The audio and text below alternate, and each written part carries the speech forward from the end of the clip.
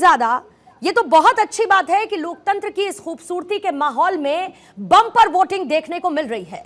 अचानक से क्या हुआ महबूबा मुफ्ती को कि आरोप पर आरोप, ये कहते हुए कि एजेंट्स को गिरफ्तार कर लिया गया है, ये कह दिया गया कि वोटिंग ठीक से नहीं हो रही है, उसमें धांधली हो रही है, पुलिस और प्रशासन पूरी तरीके से दबाव में नजर आ रहा है।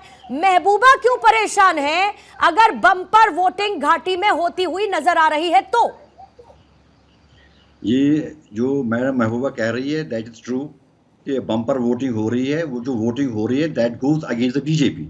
अगर ये बीजेपी के हक में जाती होती तो फिर बीजेपी डायरेक्टली मैदान में आ जाती अपने कैंडिडेट लेकर। That is not the case. ये बात सही है कि कुछ वर्कर्स, कुछ एजेंट्स को हिरासत में ले लिया गया है। That is not a fair treatment with the party. जो महबूबा मुफ्ती जो पार्टी रिप्रेजेंट करती है दैट वो उसको पूरी से एक इंसाफ नहीं मिल रहा है इस डेमोक्रेसी में। जैसे मोदी जी का, जैसे बीजेपी का एक स्लोगन चल रहा है बेटी पढ़ाओ बेटी बचाओ, महबूबा जी भी एक देश की एक बेटी है। Respect to the Mehbooba ji is a respect of 50% of the women which is not being done in over here. तो that is why she is crying. ठीक है साहब, आपने कहा कि बात आपकी बिल्कुल ठीक है। 1 मिनट का आपका समय, ओपनिंग स्टेटमेंट इसी के साथ खत्म होता है और टीम से रिक्वेस्ट करूंगी कि टाइमर चलाएंगे ताकि उससे समय का अंदाजा रहे। शिवम त्यागी आपके पास आते हुए क्लियरली कह रहे हैं कि महबूबा मुफ्ती ठीक कह रही हैं। मतलब घाटी में जहां पर बुलेट की बात होती थी, जहां पर बंदूक की बात होती थी, जहां पर अपहरण आतंकवाद की घटनाएं होती थी, आज वहां पर वही घाटी का युवा निकलकर वोटिंग में बढ़ चढ़कर हिस्सा ले रहा है। और ये तो अच्छी बात है ना कि वोटिंग बड़े स्तर पर हो रही है। तो इसमें महबूबा मुफ्ती क्यों परेशान है? देखिए, मुझे लगता है कि पहले तो इस देश में जिस तरीके से काम हुआ जम्मू कश्मीर में पाकिस्तान और आप अपने एंड पे म्यूट हैं? नहीं, मैं अपने एंड पे म्यूट नहीं हूँ। मेरी तरफ से अच्छे से कनेक्ट है सब कुछ और कॉल भी नॉर्मल है। आई डोंट नो आपके पास आवाज आ रही है अभी फिलहाल? जी अब आई है। Thank you. नहीं, मैं म्यूट नहीं था। Thank you. मैं सिर्फ एक ही चीज कहना चाहता हूं कि जिस तरीके से जम्मू कश्मीर में कुछ समय से हालात बदले हैं आप सभी ने देखे हैं, इस देश ने भी देखे हैं। जिस तरीके से वहां पर लोकतंत्र की बहाली हुई है, जिस तरीके से सबसे पहले तो नॉन स्टेट एक्टर्स बाहर हुए जो विदेशी जोर लगाते थे, जो पाकिस्तानी वहां पर तरीके से डिस्कम्फर्ट और जो रेस्ट है उसको अनरेस्ट करने की कोशिश करते थे, पहले तो वो दूर हुआ। आज चुनाव जब हो रहा है तो यह भी साबित हो गया कि वहां पर लोकतंत्र की बहाली भी बेहद शानदार तरीके से होती है। एक ऐसी जगह जहां पर 15% 20% मुश्किल से वोट होता था, अगर मैं लास्ट की बात करूं तो वहां पर 45% का वोट पहुंच गया है। तो ये अपने आप में लोकतंत्र के लिए बेहतर चीज है। मुझे समझ में नहीं आ रहा है कि महबूबा मुफ्ती किसके लिए बैठी हुई है। मतलब धरने पर जो वो बैठी, वो अपने लिए बैठी हैं, वो पाकिस्तान के लिए बैठी हैं। वो जो नॉन स्टेट एक्टर्स वहां पर गुंडागर्दी फैलाते थे, आतंकवाद करते थे, क्या उनके लिए बैठी है क्या? ठीक है, मैं मानता हूं कि ये लोकतंत्र की एक बेहद खूबसूरत तस्वीर है। चुनाव चल रहा है, लोग वोट कर रहे हैं, सम्मान करना चाहिए और सबको। ठीक है शिवम, आपका ओपनिंग स्टेटमेंट ले चुकी हूं, इसके बाद डिबेट को थोड़ी देर में ओपन करेंगे। वरुण पुरोहित जी आपके पास आते हुए ये समझाइए मुझे जरा कि किसको दिक्कत, क्योंकि सबसे बड़ी बात ये कहा महबूबा मुफ्ती में कि 1987 जैसी धांधली ना करिए। और 1987 की जब धांधली की बात होती है तो कांग्रेस को तो उसकी जबरदस्त याद आती होगी। देखिए पूर्णिमा जी, महबूबा जी क्यों बैठी हैं? लोकतंत्र की बार बार लोकतंत्र है, लोकतंत्र है, लोकतंत्र की खूबसूरती है, अच्छी बात है। कश्मीर में चुनाव हो रहे हैं, सब कुछ है इस बात से। लेकिन महबूबा मुफ्ती भी देश की सिटीजन है, नेता है, जिनके साथ पीडीपी के साथ अलायंस करके बीजेपी सरकार बना रखी थी कश्मीर में, तो उनकी बात सुननी चाहिए। लोकतंत्र का मतलब यही होता है, कोई फासिस्ट सोच रही है खाली बीजेपी की सुनोगे, दूसरे की सुनोगे नहीं, तो ये तो फासिस्ट मानसिकता हुई। इसकी हमने पंजाब में भी आतंकवाद देखा, उसके बाद भी नॉर्मल सीआई चुनाव आए, आसाम में भी हुआ था, लाल डेंगा थे जब मिजोरम में भी। तो देश बहुत बड़ा देश है, इसमें चलते रहता है। और इसको मैं किसी की निंदा या बुराई नहीं कर रहा हूँ। अच्छी बात हुई है कश्मीर में लोकतंत्र है, हमारे अच्छी परसेंटेज ऑफ वोट्स हो रहे हैं, तो एक डेमोक्रेटिक प्रोसेस में कश्मीर आया, अच्छी बात है। लेकिन महबूबा मुफ्ती की बात जो हो रही है इस समय, वो एक पॉलिटिकल पार्टी की लीडर हैं, बीजेपी के अलायंस में रही हैं, और महिला तो है, तो महिलाओं की तो सभी की सुननी चाहिए। मैं पॉलिटिकल की बात कर रहा हूँ, पॉलिटिकल लीडर है तो उनकी बात तो सुननी चाहिए थी। इलेक्शन कमीशन हो सब लोगों को, क्या आप एक आदमी की बात को सिरे से खारिज कैसे कर सकते हो? सुनना चाहिए। लोकतंत्र का मतलब ही यही होता है। बिल्कुल, यानी कि आप ये कह रहे हैं कि साहब जो कह रही हैं वो ठीक कह रही हैं और 1987 जैसी धांधली हो रही है। मतलब आप मानते हैं कि 1987 में भी धांधली हुई थी ना, ये बात आप मानते हैं ना? ठीक है साहब, फॉलो अप क्वेश्चन है, इसका जवाब दे दीजिएगा आप मुझे, मैं आपके पास फिर लौटूंगी।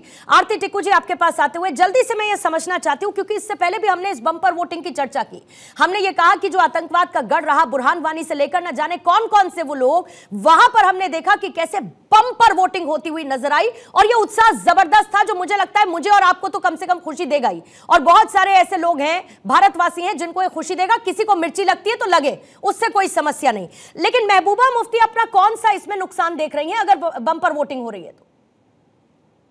देखिए, बहुत साफ है कि महबूबा मुफ्ती को बहुत एंजाइटी है हारने की, क्योंकि बम्पर वोटिंग का मतलब ही है कि महबूबा मुफ्ती हार जाएंगी।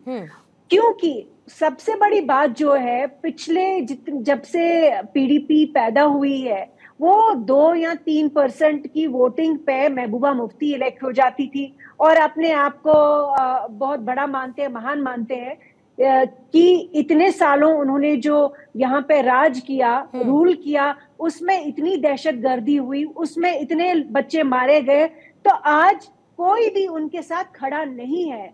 कश्मीर की जनता, खासकर साउथ कश्मीर की जनता, अनंतनाग कंस्टिट्यूएंसी, उनकी अपनी कंस्टिट्यूएंसी बिजबिहारा, अनंतनाग, जितना भी मैं ट्रेवल किया है, वहां उनकी बात पे कोई यकीन करने वाला नहीं है।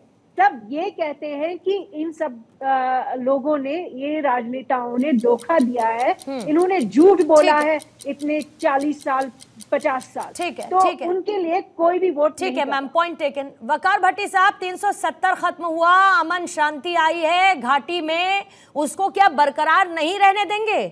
कुछ ऐसे एलिमेंट्स जो चुनाव के दिन इस तरीके से धरना प्रदर्शन करते हैं और ये कहते हैं कि भाई वोटिंग में गड़बड़ी हो रही है, जबकि क्लियर एडमिनिस्ट्रेशन ये कह रहा है कि ये वो लोग हैं जिनको डिटेन किया गया, जिनका रिकॉर्ड खराब है और ये किसके सहयोगी हैं? ये आतंकवादियों के सपोर्टर हैं, ये इनका बैकग्राउंड रहा है। तो ऐसे में अब एडमिनिस्ट्रेशन कोई कार्रवाई भी ना करे क्योंकि महबूबा मुफ्ती खड़ी हुई है। पहली बात, महबूबा मुफ्ती जी क्या कहती हैं मुझे उस पर नहीं जाना, लेकिन आप अपना बयान वापस लीजिए कि कश्मीर में आतंकवादियों के कोई सपोर्टर है, आतंकवादियों का कोई सपोर्टर नहीं है। एडमिनिस्ट्रेशन का कहना है सर, सॉरी, ये एडमिनिस्ट्रेशन का कहना है, ये मेरा नहीं, और इसीलिए इसको मैं वापस नहीं लूंगी। देखिए ना, आपने मुझे टाइम दिया, प्लीज। ठीक है, ठीक है, फिर आप उस बीच में मुझे करेक्ट करने के लिए मत बोलिए ना, आप अपनी बात रखिए। ठीक है, तो मैं अपनी बात रख रहा हूँ, मेरे टाइम खा गए आप। बोलिए सर, 3 मिनट, मैं आपको 3 मिनट एक्स्ट्रा दूंगी पूरी डिबेट में, बताइए, बोलिए। हमारी अपनी पार्टी चुनाव लड़ रही है और अपनी पार्टी यहाँ सीट जीत रही है, अनंतनाग भी और श्रीनगर भी जीत रहे हैं हम लोग। मैं आपको ये बताना चाहता हूँ कि जहां तक ग्राउंड रियलिटी ये है, अनंतनाग हो या राजौरी हो, अपनी पार्टी के वर्करों को मारा गया है, नेशनल कॉन्फ्रेंस के गुंडों ने मारा है और इंतजामिया कहाँ सो रही है। पुंछ में हमारा अपने पार्टी का एक वर्कर है जिसकी बहन को मारा गया और 4 और जख्मी, और वो हॉस्पिटल में है इस टाइम। ठीक है, महबूबा जी से मैं ये भी गुजारिश करूंगा कि उनके लिए भी वो बात जरूर करें। उमर जी से, मैं उमर अब्दुल्ला से यहाँ से नेशनल कॉन्फ्रेंस से भी सवाल करना चाहता हूँ कि हमारे वर्करों को नेशनल कॉन्फ्रेंस के गुंडों ने जो मारा है उनको माफी मांगनी चाहिए कि ये 87 नहीं है, आज 2024 है। तो 2024 में तो हम धांधली यहाँ नहीं होने देंगे। हमारी पार्टी सिर्फ 4 साल में आई और 4 साल में आज जो ग्राउंड पे हम लोग काम कर रहे हैं वो सबको दिख रहा है, पूरे इंडिया को दिख रहा है और पूरी दुनिया को दिख रहा है। जहां तक रही गुंडागर्दी की कि कौन क्या है कौन क्या नहीं, मैं उस पर नहीं जाऊंगा। आज जम्मू कश्मीर चाहता है अमन, जम्मू कश्मीर चाहता है पीस, जम्मू कश्मीर चाहता है सुकून, और उसके साथ जितने हमारे जम्मू कश्मीर के कैदी जेलों के बंद है, हमारी अपनी पार्टी और हम चाहते हैं कि उनको रिलीज किया जाए, रिहा किया जाए, वो भी मेन स्ट्रीम के साथ हमारे साथ जम्मू कश्मीर की तरक्की के लिए, जम्मू कश्मीर के अमन और पीस के लिए काम करें। मतलब जिन्हें डिटेन किया गया है वो सब आपके साथी हैं, वो किसी भी वजह से जी डिटेन बिल्कुल, किए अपनी गए। पार्टी जी अपनी पार्टी के अनंतनाग में, कुलगाम में कितने लोग हैं सर? की एक सीट जो बची कितने लोग हैं? देखिए कितने लोग हैं? मुझे नहीं पता क्योंकि मैं आप ही की पार्टी के हैं ना, देख रहा हूँ, आप ही की पार्टी के हैं, देखिए तो पता होगा आपकी पार्टी के कितने लोग डिटेन किए गए सर? अपनी पार्टी के काफी वर्करों को डिटेन किया गया। कितने? 10, 15, 12, 20? मैडम जी गिनती करने के लिए आप आ जाइएगा। अभी अरे सर, आपकी पार्टी की गिनती मैं क्यों करूं? मैं अभी, आपने कहा अनंतनाग में जीत रहे हैं, वो गिनती आपने कर ली। आपकी पार्टी के वर्कर डिटेन किए गए, वो गिनती आपने गिनी नहीं। मैडम जी आप क्यों नेशनल कॉन्फ्रेंस को बचाने की कोशिश कर रही हैं? अरे सर, मैं नेशनल कॉन्फ्रेंस को बचाने की कोशिश नहीं कर रही हूँ। आपकी 4 साल की अस्तित्व में आई एक पार्टी है, आप कह रहे हैं उनको डिटेन कर लिया गया। अरे साहब, संख्या तो पता होगा ना कि कितने कार्यकर्ताओं को डिटेन किया गया, ये तो बेसिक सवाल है ना सर। डिटेन, मैंने बोला ना मेरे पास इतना कोई बात नहीं, आप मंगा लीजिए इतनी देर में, आप अपने पार्टी हेडक्वार्टर से मंगा लीजिए, मैं फिर पूछ लूंगी आपसे, कोई समस्या नहीं है भट्टी साहब इसमें। नहीं, आप नेशनल कॉन्फ्रेंस कोई दिक्कत नहीं है, नेशनल कॉन्फ्रेंस के लोग गुंडागर्दी कर रहे हैं, मतलब आप नेशनल कॉन्फ्रेंस के साथ क्यों मिल रहे हैं? आप आरोप लगाइए, मैं कहां उससे इनकार कर रही हूं?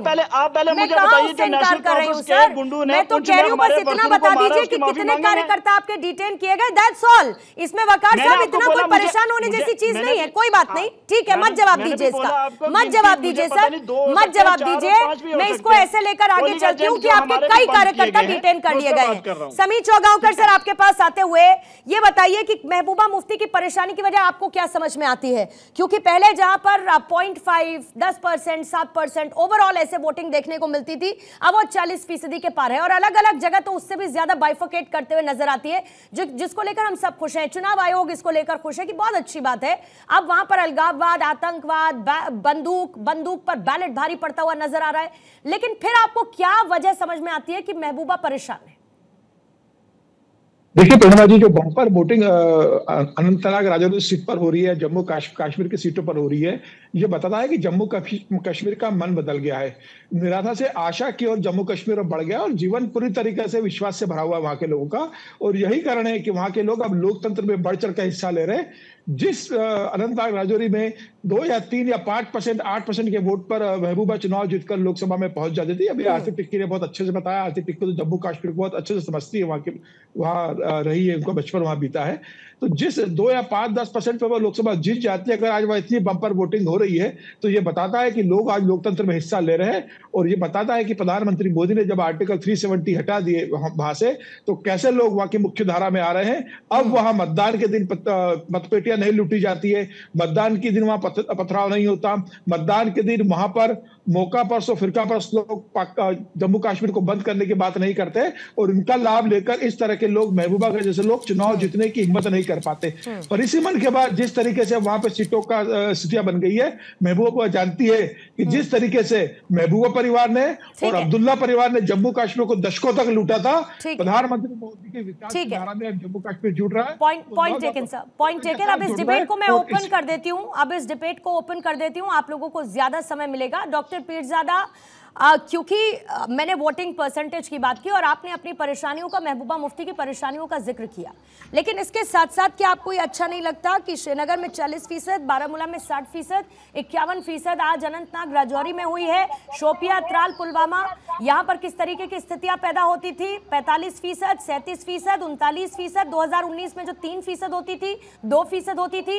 ये बम्पर वोटिंग जब होती है तो आप लोग सीधे सीधे कह देते हैं कि इसमें केंद्र सरकार का कोई रोल नहीं है, 370 हटने का इसमें कोई रोल नहीं है, बल्कि यहां की आवाम ये सोचती है कि उनसे उनका अधिकार छीना गया, ये वजह है कि वो वोटिंग करने के लिए निकल रही है। अगर मैं आपके इस पॉइंट को भी बाय कर लूं तो भी मुझे लगता है कि महबूबा मुफ्ती को खुशी होनी चाहिए। बेसिकली मैं थिंग्स को इन्हें अच्छे पर्सपेक्टिव में आपके सामने पेश कर दूं। फर्स्टली मैं आपको ये कहना चाहता हूं, as a lady you should have a love, respect and admiration for Mehbooba ji. The way जो सेंटीमेंट एक ये चलाती है यहाँ लोगों को अभी चलाती है। PDP was the first party to get the people in the streets।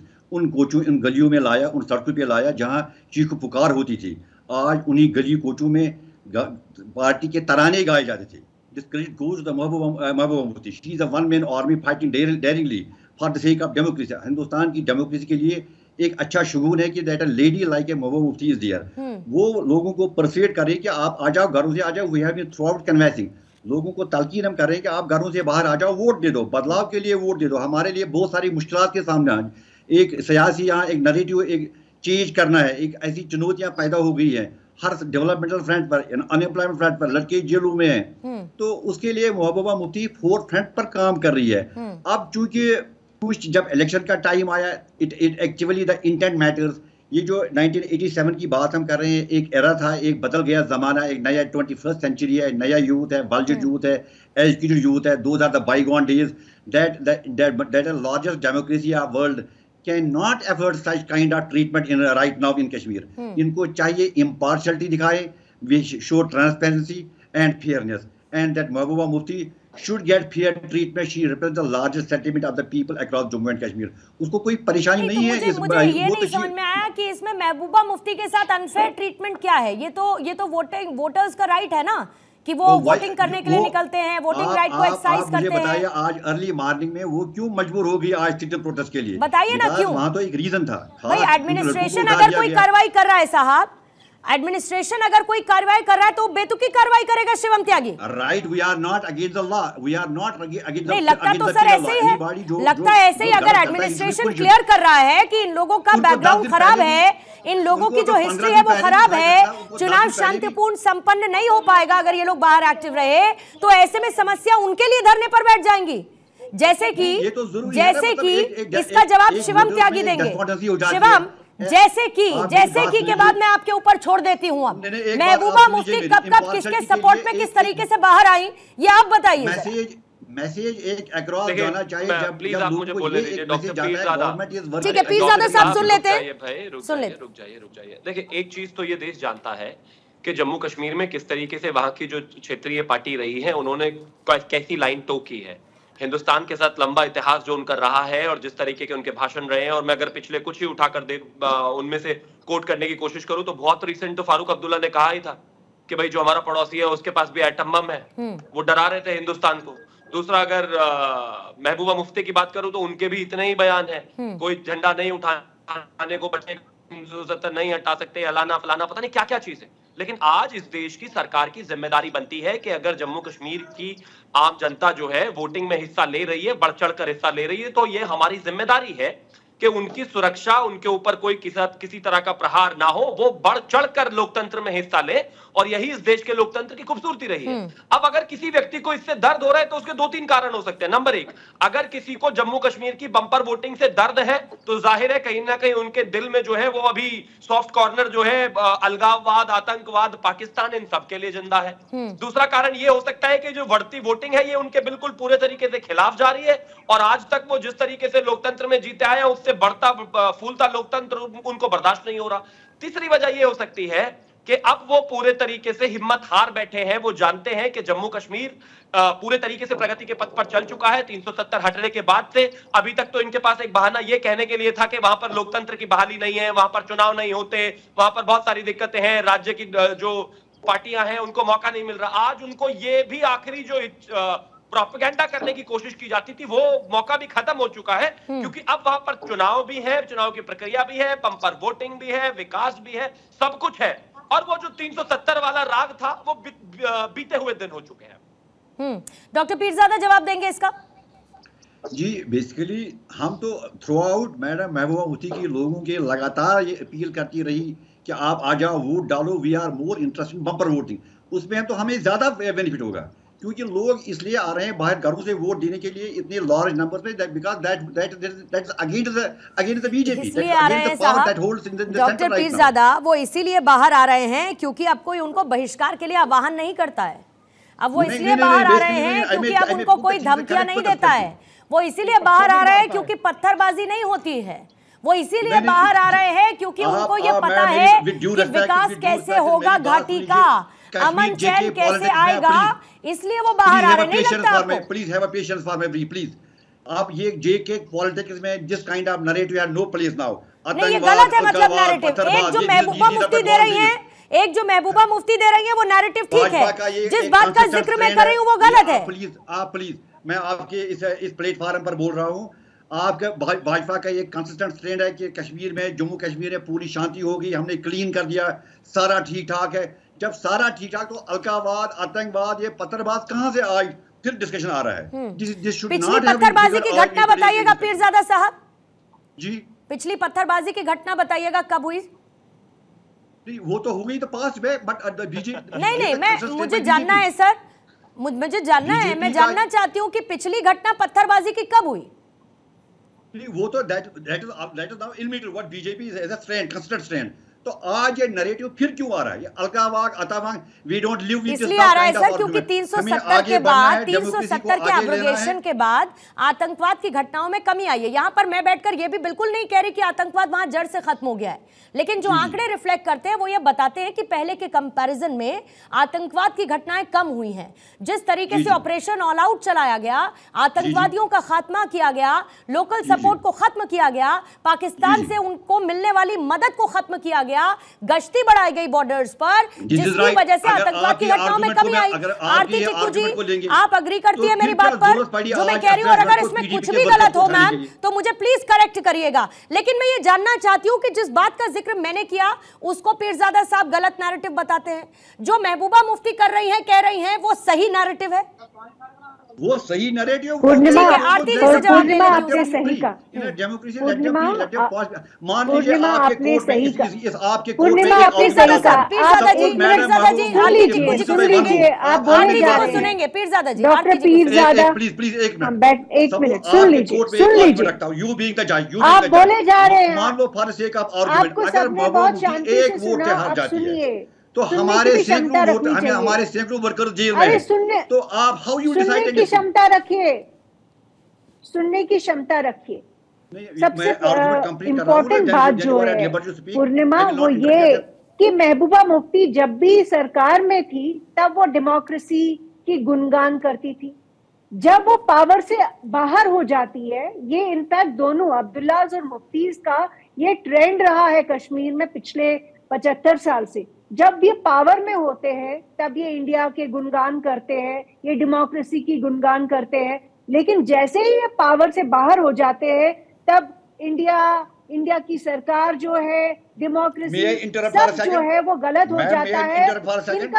इनका तो यही टैक्टिक रहा है ब्लैकमेल करने का, पूरे हिंदुस्तान को, भारत की सरकार को ब्लैकमेल कर करके इन लोगों ने पावर छीना। और वो पावर में जो डेटा है पिछले जब से आतंकवाद शुरू हुआ, महबूबा मुफ्ती वही औरत है, वही लीडर है जो हिजबुल मुजाहिदीन के जब मिलिटेंट्स मर जाते थे तो रोने के लिए वहां जाती थी। ये वही लीडर है जो ग्रीन कपड़ा लेके घूम रही होती है और ग्रीन कलर का वो रोब पहन के हिजबुल मुजाहिदीन, जमाते इस्लामी, इन सब के पास जाके वोट लेती थी। तो आप समझिए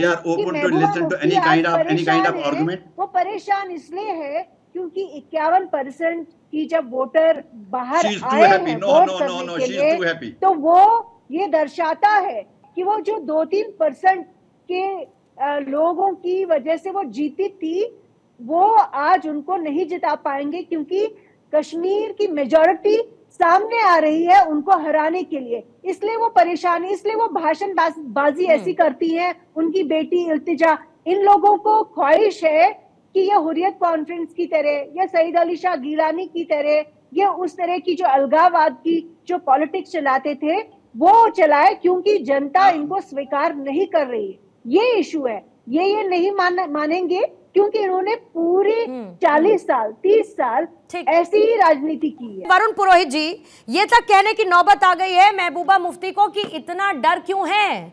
अगर डर होता तो मुझे बता देते, मैं चुनाव ही नहीं लड़ती। अब इस नैरेटिव का क्या कीजिएगा सर? किसने मना किया उनको चुनाव लड़ने से? वो तो वहां पर रही है ना, बड़ी जिम्मेदारी पर रही हैं, बड़े पद पर रही हैं, और इस बार भी वो चुनाव लड़ रही हैं और बम्पर वोटिंग भी हो रही है। तो ये नैरेटिव क्यों सेट किया जा रहा है? देखिए पूर्णिमा जी, हमारा विश्वास हमेशा लोकतांत्रिक राजनीतिक व्यवस्था में और जिसमें आलोचना की भी स्थान हो उसमें है। नहीं, महबूबा मुफ्ती पर आपको विश्वास है या नहीं, ये बताइए। मैं उसी पे आ रहा हूँ। लोकतंत्र के अंदर सबको अपनी आवाज उठाने का अधिकार है। जहां तक वो कह रही है मेरे आदमियों को पकड़ लिया, तो चुनाव होने से पहले प्रशासन जो होता है, जो भी टेंटेड लोग होते हैं, कई हथियार होते हैं, वापस जमा करवाते हैं, उनको कईयों को पाबंद करते हैं, कई गुंडे बदमाश हिस्ट्री शीटर उनको गिरफ्तार भी कर लेते हैं चुनाव से पहले। तो अगर उनमें उनके आदमी थे या नहीं थे तो उनको उसके लिए आप लीगल रिजॉर्ट भी ले सकते थे, आप इलेक्शन कमीशन को लिखित में भी दे सकते थे। लेकिन फिर भी अब उनका क्या नैरेटिव है मैं उस पर नहीं जाना चाहता। सब इंडिविजुअल, सबकी अपनी अपनी भावनाएं, अपना विचार है, उनकी लेकिन उनकी बात सुनी जानी चाहिए। ये लोकतांत्रिक व्यवस्था की बात मैं कर रहा हूँ। अब क्योंकि बम्पर वोटिंग हो रही है, सारा देश खुश है। लोकतांत्रिक व्यवस्था 75 साल से आप देखिए राजीव गांधी को हमने खोया, इंदिरा गांधी को खोया, अटल जी ने भी बड़ा प्रयास किया था, आपको ध्यान होगा। मुशर्रफ आए, फिर आगरा से लौट गए थे, एक बस भी कोशिश की। तो सारे प्रधानमंत्रियों ने कोशिश करी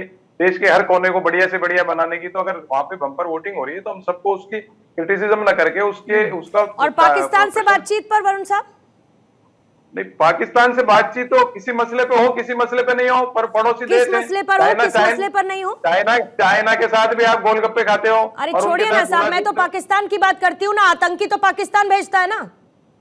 नहीं, सभी कर रहे हैं, फाइनेंशियल आतंकवाद चाइना ने बहुत कर रखा है। मैं तो कह रही हूँ कि ये बंदूक लेकर जो बम गोला बारूद लेकर आते हैं, ये तो पाकिस्तान भेजता है ना, ये तो मानेंगे ना? सभी को पता है, तो आप मानेंगे क्या? तो आप उनसे बातचीत करना चाहते हैं मुद्दे पर किसी? नहीं, मैंने कहा ये सरकार पे डिपेंड करता है, विदेश नीति सरकार पर डिपेंड नहीं करता है। सरकार तो क्लियर है। मैं तो कांग्रेस के स्टैंड की बात कर रही थी। कांग्रेस के टाइम भी स्टैंड क्लियर ही था। नहीं, अभी कांग्रेस का स्टैंड है ना कि बात करनी चाहिए। कांग्रेस ने तो लड़ाइयां लड़ी है ना। अभी तो कांग्रेस का स्टैंड है ना कि बात करनी चाहिए, और सरकार का स्टैंड है कि आतंकवाद के साथ बातचीत नहीं होगी। जिस मुद्दे नहीं, क्या नहीं होगी? क्यों गए थे फिर मुशर्रफ के पास में आप? अरे अभी की बात करिए ना साहब, क्लियर है पॉलिसी। आप पॉलिसी के साथ है ना? आप पॉलिसी के साथ है ना कि नहीं है? मैंने आपको क्या कहा, हम आतंकवाद के साथ में नहीं है। कुछ मुद्दों पे जो है सरकार तय करती है, इसमें आप और मैं तय नहीं करेंगे किस मुद्दे पे पाकिस्तान से बात करनी है। तो आप भी नहीं तय करेंगे ना, फिर तो सरकार तय करेगी। तो सरकार तय कर लेगी। शिवम त्यागी, बार बार ये कहा जा रहा है कि आप लोगों को इतनी चिंता है जम्मू कश्मीर में इलेक्शंस को लेकर, और प्रधानमंत्री जी ये तक कह देते हैं जब वह जाते हैं, और बाकायदा मैं उनकी उस रैली को, जनसभा को कवर करने भी कश्मीर गई थी, घाटी गई थी, और वो कहते हैं कि 70 साल का सपना अब पूरा होगा, ये मोदी की गारंटी है। लेकिन विपक्ष यही बैठकर कहता है कि अगर इतना ही था तो अपना एक कैंडिडेट तो उतार देते। आपको समस्या सभी पार्टी से है, लेकिन अपना एक भी कैंडिडेट नहीं उतारा, तो कोई डर वर है क्या बीजेपी को? नहीं, ना ही कोई डर है और ना ही कोई विषय है और ना ही किसी तरह की कोई समस्या है किसी भी पार्टी से। विषय साफ है। हमारा जम्मू कश्मीर को लेकर एक कमिटमेंट था, देश का एक हिस्सा, जिसमें कहीं ना कहीं 2 निशान 2 संविधान 2 प्रधान वाली बात चल रही थी, जो कहीं ना कहीं पूरे तरीके से लहूलुहान था एक लंबे समय से। जिस परेशानी को जो है ड्रिल कर करके उतना बड़ा बना दिया था बाकी सरकारों ने कि किसी की हिम्मत ही नहीं थी। एक सरकार होने के नाते हमारी पहली प्राथमिकता यही थी कि वहां पर जिस तरह की स्थितियां बनी हुई थी, जो माहौल बाकी सरकारों ने क्रिएट कर दिया था, उसको बेहतर किया जाए। वरुण पुरोहित जी ने कहा कि भाई बाकी सरकारों ने भी कोशिश की, चलिए इन्होंने माना, लेकिन ये भी इस बात को मान लें कि सक्सेसफुल हमारी कोशिश हुई, और हमने जिस तरीके से चीजों को बेहतर किया ये देश के सामने है। आज देख लीजिए क्या स्थितियां जम्मू कश्मीर में है। आज टूरिज्म का विषय रहा हो, आज वहां पर शांति स्थापित करने का विषय रहा हो। कमाल की बात आप देखेंगे, पीडीपी के प्रवक्ता से जब आपने पूछा कि बताइए लास्ट पत्थरबाजी की घटना कब हुई, तो वो आपको 2 मिनट घुमाते रहे, लेकिन उनको ये याद नहीं था कि पत्थरबाजी की घटना कब हुई। यही सच्चाई है कि घटना हो नहीं रही। हमारी कमिटमेंट इस देश के प्रति, जम्मू कश्मीर के प्रति यही थी कि एक समृद्ध जम्मू कश्मीर बने, जो देश का हिस्सा पहले से ही है, जिसको कहीं ना कहीं पूरे तरीके से सेपरेटिस्टों के हाथ में छोड़ दिया गया, उसको बेहतर करना है। हमने कर दिया। आज लोकतंत्र वहां पर फल फूल रहा है। जिसको चाहे, जिसकी इच्छा है वो लड़े, जिसकी इच्छा है ना लड़े, लेकिन आज भी लोकतंत्र जब बेहतर तरीके से चल रहा है, तो ये इस तरीके के ड्रामेबाजी तो वहां पर आपकी डबल इंजन, हाँ, वहां पर आपकी डबल इंजन सरकार वाला फॉर्मूला नहीं है ना, आप ये कह रहे हैं, जैसे बाकी सब जगह पर है, वहां पर नहीं है जरूरत ऐसी। नहीं, बिल्कुल जरूरत है। मैं मानता हूं कि आने वाले समय में हम भी वहां पर चुनाव लड़ेंगे, लेकिन हमारी पहली प्राथमिकता तस्वीरें ले आएंगे। हाँ, ठीक है। नेता कांग्रेस जो बार बार कह रहे थे कि भाई वहां की बातों को सुना जाना चाहिए, महबूबा मुफ्ती को सुना जाना चाहिए, ठीक है, तो सुन ही रहे हैं हम। ठीक है, वकार भट्टी साहब आपके पास आती हूँ, क्योंकि आप मुस्कुरा रहे थे और शायद बहुत सारी बातों से आप डिसएग्री कर रहे थे जो बीजेपी के प्रवक्ता अभी कह रहे थे। देखिए, मैं उस पर नहीं कर रहा था। मैं जब से मैं डिबेट पे हूँ, तो मैं आप सबसे एक बात सुन रहा हूँ, बार बार मुझे आ रहा है कि जी देखिए पत्थरबाज चलेंगे, पत्थरबाज कहाँ चलेंगे।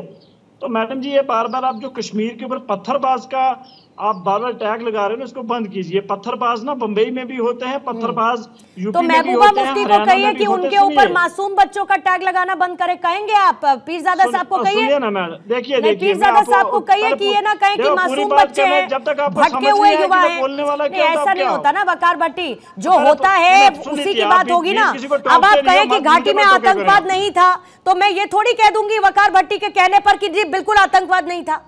ऐसा थोड़ी होता है। मेरी बात तो सुनो ना। बोलिए मैडम जी, सुनो मेरी बात, बोलिए। मैडम जी, पत्थरबाज अगर नहीं मिलते ना कश्मीर में, तो पैलेट गन वाले भी नहीं मिलते। पैलेट गन वाले जिस तरह आएंगे, पत्थर वाले भी अपने आप आ जाते हैं। ये होता है। और क्या बात है, आप इंडोर्स कर रहे हैं मतलब पत्थरबाजी को? भी होता है। आप पत्थरबाजी को इंडोर्स कर रहे हैं मतलब? अमन आया, पीस आया, इसकी हम कलेजे पर चोट जबरदस्त लगी है वकार भट्टी?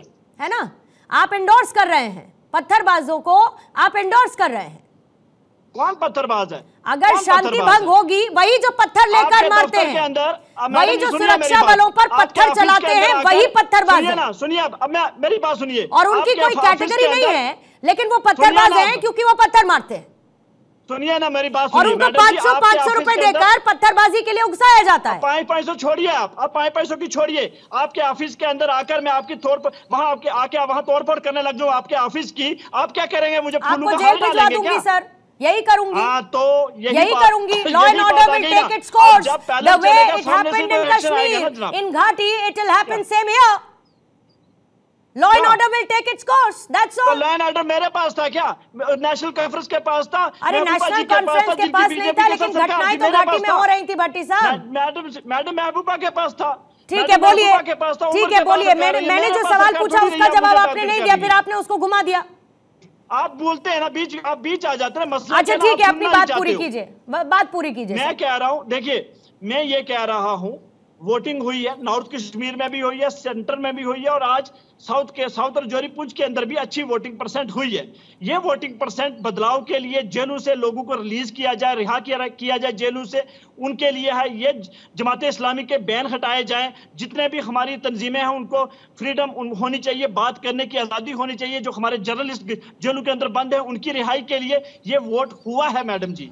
10 साल से यहाँ 10-15 साल से यहाँ वोटिंग नहीं हो रही थी, चुनाव सिस्टम से हम बाहर थे, लोगों ने वोट किया, अच्छी बात है, इसका वेलकम आपको भी करना चाहिए, हमें भी करना चाहिए। लेकिन अब पहल यह है कि आगे आप हमारे साथ, जम्मू कश्मीर के अवाम के साथ कौन सी आंखें, कौन सा चेहरा लाने वाले हो, किस लेवल पर हमारे साथ काम करने वाले हो, वो भारत सरकार को देखना है। अब भारत सरकार जम्मू कश्मीर के लिए पहल करके हमारे कैदियों को रिहा करे, जमात इस्लामी का बैन हटाए, यह अपनी पार्टी की डिमांड है, और अपनी पार्टी हमेशा इस चीज के ऊपर पहल करेगी और इस चीज के ऊपर हमेशा जोर और शोरों से बात करेगी। ठीक है, इस पर आरती जी आपसे जल्दी से जवाब लूंगी, फिर समीर सर आपके पास आती हूँ। ये जो जमाते इस्लामी पर बैन हटाने की मांग कर रहे हैं, ये अलग मांग है इनकी, मैं इसको अलग कंसिडर करके चलती हूँ। लेकिन बाकी जो बातें इन्होंने कही कि कौन है पत्थरबाज, क्या आप कह रहे हैं, फिर जब पैलेट वाले आएंगे तो पत्थरबाज भी आ जाएंगे, फिर से वही स्थिति हो गई ना। फिर तो मैं कहूंगी कि हाँ वाकई में बहुत अच्छा हुआ कि 370 एब्रोगेट हो गया। देखिए पूर्णिमा, ये जनाब जो है वो डुप्लिसिटी वाली बात कर रहे हैं। इनको पूछे ना कि यासीन मलिक जो है और उनका सारा जो हाजी ग्रुप था पाकिस्तान गया, क्यों गया 87 में, क्यों वहां से हथियार लेके आए, क्यों वहां से AK-47 लेके आए, किसने 87 के बाद जो है कश्मीर में आग लगाई, ये वो कभी अंदर झांक के नहीं देखेंगे, कभी अपने बच्चों को सच्चाई नहीं बताएंगे कि इन्होंने अपने आप को धोखा दिया, अपने पूरे समाज को धोखा दिया, इन्होंने कश्मीरी हिंदुओं को धोखा दिया। ये कभी ये नहीं कहेंगे इनके बच्चे जो सड़क पे जा रहे थे ये इनकी जिम्मेवारी थी, इनकी मस्जिदों की जिम्मेवारी थी, इनके टीचर्स की जिम्मेवारी थी, इनके घर वालों की जिम्मेवारी थी कि वो सड़क पे ना जाए और पत्थर ना चलाए, AK-47 ना उठाए। तो मुझे समझ नहीं आता है कि ये कब सेल्फ इंट्रोस्पेक्शन, कब अंदर झांक के देखेंगे कि इन्होंने, शेख अब्दुल्ला ने जब अंग्रेजों के साथ सांठगांठ की और उसके बाद उनको जेल भेजा गया सेडिशन के चार्जेस पे, ये कभी ये नहीं सोचेंगे कि इन्होंने जो पिछले 75 साल अपने आप को झूठ बोला है, अपने समाज को झूठ बोला है, और अभी भी इन जैसे लोग जो है, कुछ ये चंद ही लोग हैं, मैं ये कहूंगी चंद लोग हैं, मेजॉरिटी जो कश्मीर की है वो शांति पसंद है, मेजॉरिटी जो है कश्मीर की वो अपने आप को इंडिया का हिस्सा मानते हैं, मेजॉरिटी जो है वो डेमोक्रेसी में, लोकतंत्र में यकीन रखते हैं। लेकिन इन जैसे लोग जो दोगलापन दिखा रहे हैं, वही प्रॉब्लम है इस लेकिन आरती जी, ये तो बेमतलब सी बात हो गई ना कि एक है बहुत सारे मेजॉरिटी के लोग जो अपने आप को इंडिया का हिस्सा मानते हैं। भाई इंडिया में ही है, तभी तो एक संविधान एक निशान की बात होती है, इंडिया में ही है। इस पर तो बात करने की इनके पासपोर्ट पर किसी दूसरे देश का ठप्पा थोड़ी लगा है, इंडियन पासपोर्ट है ना इनके पास में। तो ये तो बिल्कुल सही कहा पूर्णिमा आपने कि वकार भट्टी और महबूबा मुफ्ती जिस तरह की ऐसी दोगलेपन की बातें करते हैं, उसी की वजह से इनका अपनी पार्टी से हूं कि लोग इनके साथ खड़े नहीं है। ठीक है वकार भट्टी जी, जवाब लूंगी, थोड़ा सा समय दीजिएगा सर। आरती जी अपनी पार्टी महबूबा जी के साथ भी और नेशनल कॉन्फ्रेंस के साथ भी चुनाव लड़ रही है, आप अपनी पार्टी को भी वही कह रहे हो जो आप महबूबा जी को कह रहे हो। हमारी पार्टी आई है 4 साल से, हमारे प्रेसिडेंट है सैयद अल्ताफ भारी साहब। आप ये मत कीजिए, आप ये मत कहिए, आप अपने बच्चों को झूठ मत बोलिए, आप अपने समाज को झूठ मत बोलिए, क्योंकि आपकी बात कोई नहीं सुनने वाला है। आज क्या आरती जी आपको नहीं पता 87 की आग किसने लगाई थी मैडम जी? क्या आपको नहीं मैडम जी पता 87 की? मैं आपकी सारी देख चुका हूँ, मैं ट्विटर पे आपकी वीडियो देख चुका हूँ। लोगों को सच मालूम है। चलिए ये अच्छी बात है वकार भट्टी साहब कि आप पूरे होमवर्क के साथ आए हैं, ये बहुत अच्छी बात है कि आप पूरे होमवर्क के साथ आप वीडियोस देखकर आए हैं, क्योंकि आपको पता है आरती टिक्कू के सवालों का आपको जवाब देना है। लेकिन समीर सर आपके पास आते हुए ये बताइए कि नॉन स्टेट जो एक्टर्स थे उन पर तो लगाम लगा ली, 370 एब्रोगेट हो गया, आतंकवाद की घटनाएं कम हो गई, लेकिन अब स्टेट एक्टर्स का कैसे क्या करेंगे हम? स्टेट एक्टर्स जो है वो कैसे अपना एक योगदान देंगे कि शांति व्यवस्था बरकरार रहे, किसी तरीके की उहापोह की स्थिति ना हो, लोकतंत्र का पर्व है सुचारू रूप से चले, किसी तरीके का मिसकंसेप्शन ना क्रिएट किया जाए। ये स्टेट एक्टर्स जो कर रहे हैं ये कैसे रुकेगा सर? क्योंकि ये तो है पॉलिटिकल पार्टीज और पुराने लीडर्स वहां के। देखिए पूर्णिमा जी, अभी सुप्रीम कोर्ट का भी ऑर्डर है कि जम्मू कश्मीर में चुनाव होना चाहिए और सितंबर की डेडलाइन है। मुझे लग रहा है सितंबर के पहले जम्मू कश्मीर विधानसभा चुनाव होंगे। और आप देखिए वहां पर एक बार राज्य सरकार का गठन हो जाने दीजिए, जितने भी वहां पर इस तरह के एक्टिविटीज जो लोग हैं उन सब ठिकाने लगा दिया जाएगा। जिस तरीके से प्रधानमंत्री मोदी, मैं तो अटल बिहारी का जिक्र करना चाहता हूँ कि अटल बिहारी वाजपेयी ने जो कहा था जम्मू कश्मीर को लेके कि इंसानियत, जमहूरियत और कश्मीरियत की हम बात करते हैं जम्मू कश्मीर को लेके, उसे सही अर्थों में अगर किसी ने लागू किया है तो प्रधानमंत्री नरेंद्र मोदी है। अब वहां पर आप देखिए आर्टिकल 370 खत्म हो गया, कश्मीरी पंडित वहां बसने शुरू होंगे।